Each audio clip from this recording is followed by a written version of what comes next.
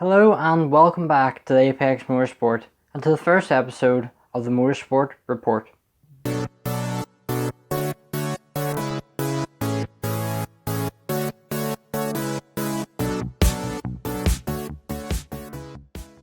Silverstone played host to the British Grand Prix last weekend, and while there may not have been any fans inside the circuit, that didn't stop the three British drivers on the grid putting in some impressive drives over the weekend. There was the usual 3 hours of practice on Friday, with free practice 1 being topped by Red Bull's Max Verstappen, while Racing Point's Lance Stroll led the way in free practice 2.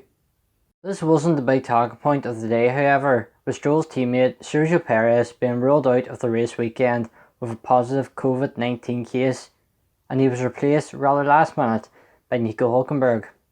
The German driver was involved in Formula 1 last season as a Renault driver and has previously raced for Racing Point when it went under the Force India name. He only received a phone call from Racing Point on Thursday afternoon and was due to commentate for German TV on the race. Perez is believed to be in good health and is asymptomatic at the time of recording. The Mexican driver of Perez is expected to miss the 70th anniversary Grand Prix, also a Silverstone, at the weekend, and if he does, Nico Hülkenberg will continue on with the team in his place. In the final practice session on Saturday morning, it was last year's pole sitter Valtteri Bottas who set the fastest time, but in qualifying he could only manage second on the grid as his Mercedes teammate Lewis Hamilton claimed pole position for his home race. Max Verstappen and Charles Leclerc would have the opportunity to pick up from where they left off in last year's race, as they would be starting together on the second row of the grid. Behind them would be the British driver of Lando Norris, starting in an impressive 5th place, alongside Racing Point's Lance Stroll in 6th. Nico Hülkenberg managed to get into Q2, but failed to get into Q3 after setting the 13th fastest time in the session.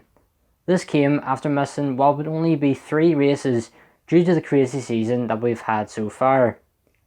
The final British driver in the grid, George Russell, would get into Q2 again, but after setting a time to put him in 15th place for the start, he would drop to the back of the grid after failing to slow down for a yellow flag section of track after his teammate Nicholas Latifi brought out the caution flags during the first part of qualifying. There was no traffic jams on the way to Silverstone on race day for the first time in years, and with the grandstands empty, the usual magic of the British Grand Prix was missing this year. The Hülkenberg podium fairy tale story would take yet another turn when his car wasn't ready to head out on track by the time the pit lane closed for the start of the race. Formula 1 fans still had hope that he could make the start from the pit lane, but with no wheels on the car come the formation lap and the German driver changed out of his race suit, the dream was over. For now. The race had a chaotic start, with the safety car being brought out on the opening lap after Albon and Magnussen collided at Club Corner, putting the Haas driver out of the race, but Albon was able to continue. Albon would later be handed a 5-second time penalty for this incident by the race stewards. The safety car was out yet again on lap 13 after Daniel Kvyat had a very heavy impact with the wall going through Magnussen Beckett's. The Russian driver, however, was able to get out of the car unaided. Between the Kvyat crash and lap 51, there wasn't too much action, apart from Romain Grosjean and Lance Stroll being shown the black and white flag for moving under braking. It was on lap 51 where the race turned into pure craziness, with Valtteri Bottas suffering a puncture after he just passed the pit lane. In response to this, Max Verstappen dived into the pits and Carlos Sainz suffered last lap heartache when his tyre suffered a puncture as well. Out front, it was a fairly easy race for Lewis Hamilton until the final lap when his tyre decided to have a puncture just like his teammate, leaving the British driver in limp mode for most of the circuit before he finally seen the checker flag just ahead of Max Verstappen. Charles Leclerc was in the right place at the right time in his fairly uncompetitive Ferrari to finish in the podium, with Daniel Ricciardo just missing out in the podium spot in 4th place. Max Verstappen made the most of his fresh tyres by setting the fastest lap and gaining an extra World Championship point, but it could have been so much more if he didn't pit, as he would have been able to pass Hamilton with a few corners from the end of the race. Supporting the Formula 1 circus again this weekend was Formula 2 and Formula 3, and both these series lived up to the hype around them. In the practice session for Formula 2, it was Yuki Tsunoda who topped the timesheets, but in qualifying it was Felipe Drugovich who got 4 extra championship points by setting the fastest time in the session and claiming pole position. Moving into Saturday, and Drugovich was not able to convert his pole position into the race win, with a slow pit stop seeing him drop all the way to 7th come the end of the race. It was the Russian driver of Nikita Mazepin who found himself in the top step of the podium alongside Guan Yu Zhou and Yuki Tsunoda.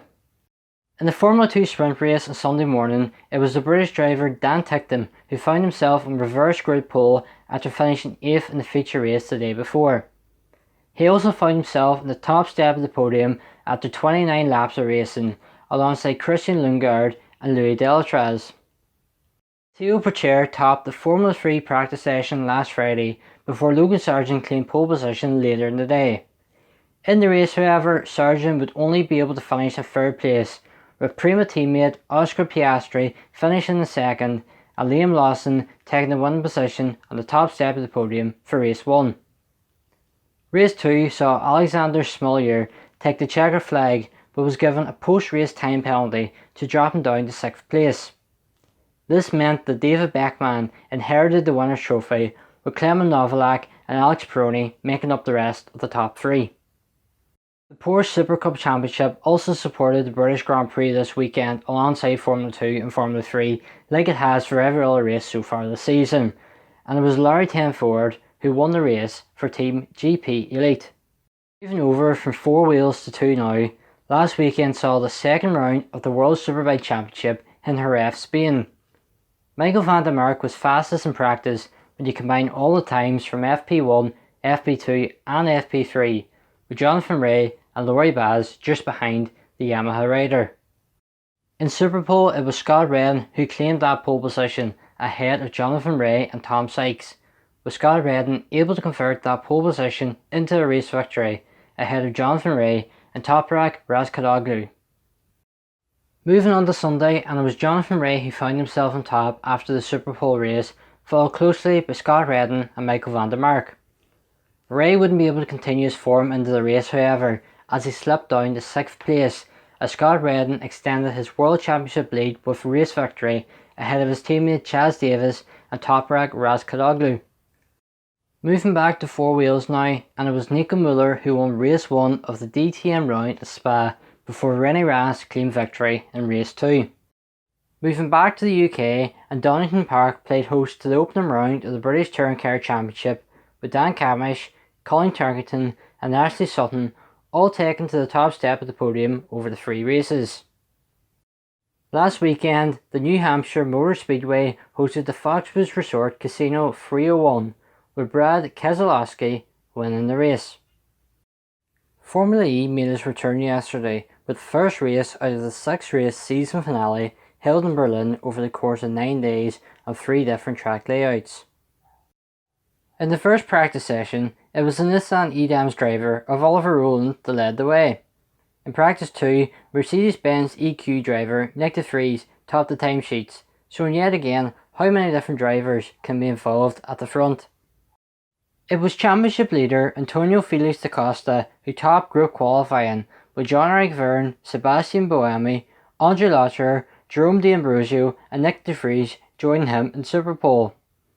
In that Superpole session, it was da Costa who managed to set the fastest time, to not only claim pole position, but also 3 championship points.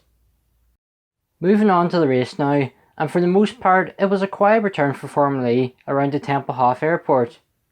The safety car was brought out with around half an hour left of the race, when Robin Franz crashed into the wall and parked the car up further around the track. The drivers all crossed the line with very little battery remaining, but the teams and drivers seemed to misjudge the amount of laps in the race and almost not making it to the line.